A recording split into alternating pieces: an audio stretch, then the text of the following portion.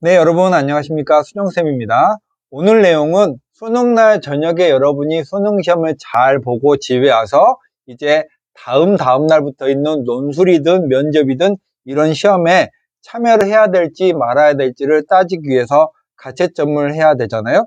근데 보통 여러분의 성적은 9월 성적 정도 나오는 게 가장 표준치고요.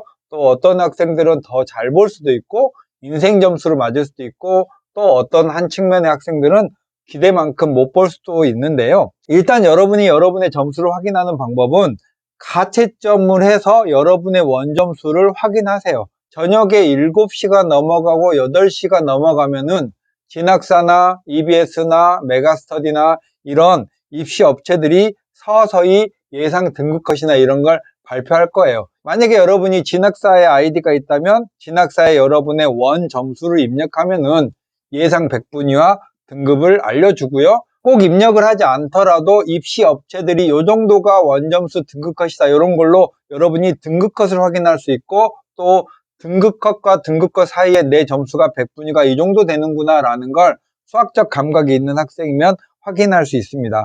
그래서 우리가 알아야 될 정보는 크게 두 가지인데요. 등급컷은 수능 최저를 충족했는지를 확인하고 여러분이 논술이나 면접 등의 최저를 충족해서 이후에 논술고사나 면접고사에 응시를 해야 될지를 확인하는 과정이죠. 이건 상대적으로 좀 간단하고요. 대체로 수능날 저녁에는 시험을 잘 본 학생들이 수능 성적을 입력하기 때문에 더 먼저 입력하기 때문에 원 점수의 등급컷이 높게 형성되기 마련이에요. 그래서 12월 8일 날 실제 수능 성적표를 받아보면 내가 2등급이 안 되고 3등급인 줄 알았는데 실제로는 2등급 끝에 딱 걸려서 수능 최저를 충족하게 되는 경우도 많으니까 여러분이 원하는 수능 최저에서 한 칸 정도 못 미쳤더라도 논술이나 면접고사의 응시를 하시기 바라고요. 여러분들이 많이 물어보시는 것 중에 이런 게 있어요. 가채점 결과가 불확실한데 그리고 입시업체에서 말하는 예상 등급컷이든 점수든 모든 게 다 불확한데 모든 게 불확실한데 점수를 어떻게 확신할 수 있죠? 이런 질문 많이 하는데 네, 맞는 말씀이에요. 확신할 수 없습니다. 수능날 저녁에는 수능날 저녁에 데이터만 가지고 확인을 하고 그에 맞는 그 뒤에 액션을 하는 거예요. 자, 그리고 이게 여러분이 가장 기대하는 상황일 텐데 시험을 잘 봤어요. 그래서 논술을 안 보러 가도 돼요. 면접을 안 보러 가도 돼요. 이런 상황을 여러분들이 기대하는 상황이잖아요. 그러면 아까 말씀한 대로 진학사에 입력을 하면 예상 100분위를 여러분의 점수를 알 수 있잖아요. 그러면 그 점수와 여러분이 논술 지원한 대학의 작년에 입결이 어느 게 더 높은지를 확인해야겠죠. 그래서 작년에 인서울대학의 100분위 70%, 즉 만약에 입학생이 100명이라면 70등 정도에 해당되는 학생의 100분위의 국수탐의 평균치를 제가 적어봤습니다. 예를 들면 한양대를 기준으로 본다면 반도체공학과가 국수탐의 평균 100분위가 95.10이고 가장 낮은 학과가 물리학과가 자연계열 얘기입니다. 91.42예요.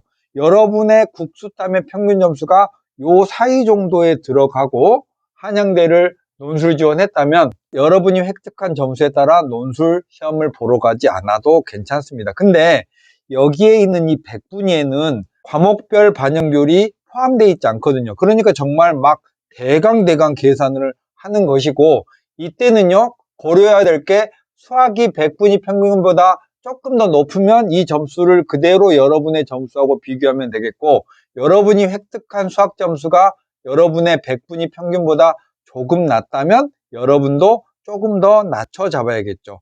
예를 들어서 설명을 드리자면 어떤 학생이 예상 100분위가 국어 96, 95, 94면 이 학생은 100분위 점수가 95점이죠. 그럼 위에 표를 다시 보면 이 학생은 95점 정도니까 연대, 고려대, 한양대, 서강대, 성균관대 어디에도 웬만한 학과는 실제로 합격권에 있는 거죠. 그리고 수학 점수도 높고 그러면 이 학생은 한양대나 서강대나 성균관대의 일반 자연계열에 논술 지원을 했다면 논술 시험을 보러 가지 않아도 되는 거죠. 그런데 두 번째 사례를 보면 이 학생은 국어 99, 수학 85, 탐구가 97점이 평균이어서 100분위 점수는 93.6이에요. 근데 이 학생은 수학을 특히 못 봤어요. 이런 학생이라면 이 100분위 점수를 자신의 점수로 인정하면 안 되죠. 다시 위의 표를 보면 이 학생은 단순한 수치상으로 93.56이면 여기쯤에 다 걸리긴 한데 수학을 못 봤잖아요. 그러면 이 학생의 점수는 실제로는 연대, 고대, 한양대, 서강대, 성균관대를 정시로는 못 가는 거예요. 그러니까 한양대나 서강대나 성균관대 논술을 썼다면 무조건 가서 열심히 시험 준비하고 시험을 봐야 되는 거죠. 이런 느낌으로 이 이하의 모든 대학들도 여러분의 예상 100분위 점수와 논술 시험을 보러 갈지 말지 여부를 따져보는데 이 자체가 명쾌하진 않고 모든 게 예상이기 때문에 정확할래야 그 누구도 정확할 수 없으니까 여러분의 주변에 학교 담임 선생님이나 재수학원의 담임 선생님 등의 전문가의 의견을 들어보시면 되겠습니다.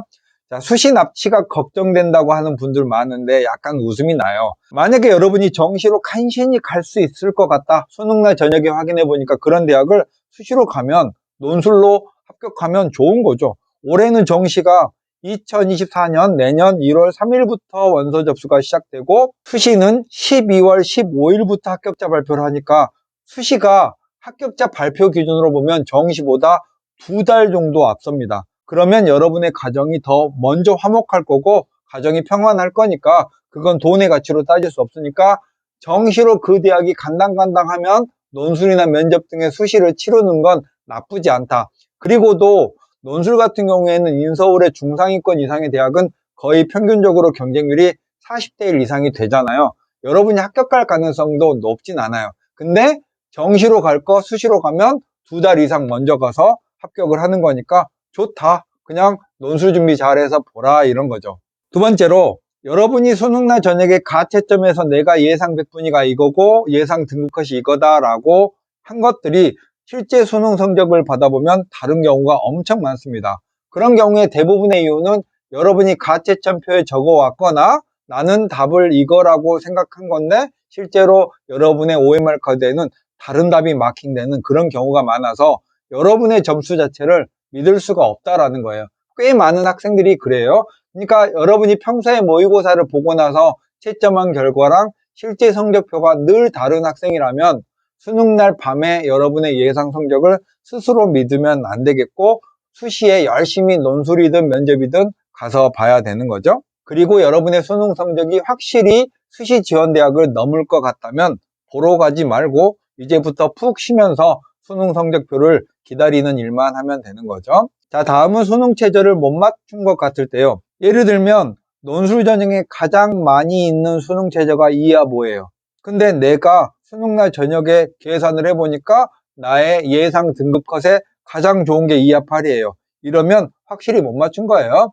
이런 학생이 수능 다다음 날 건대를 썼다 그러면 시험 보러 가지 마시고 수능 2주차의 논술 전형에 집중하는 게 좋습니다. 최저를 못 맞췄는데 시험 보러 가서 경험을 쌓겠다 이거는 별로 좋은 생각이 아니고요. 가능성이 있는 대학 걸 차분하게 시간을 확보해서 공부를 하는 게 더 좋겠고 여러분의 지원 대학이 2합인데 내가 해봤더니 2합 6이에요. 간당간당해요. 이러면 수능 성적표가 나오는 날 여러 가지 반전이 짜잘짜잘한 반전이 있을 수 있으니까 논술이든 면접이든 시험 보러 갑니다. 못 맞춘 줄 알고 시험 보러 안 갔는데 나중에 수능 성적표 받아보니까 맞춘 학생들도 은근하게 많아요.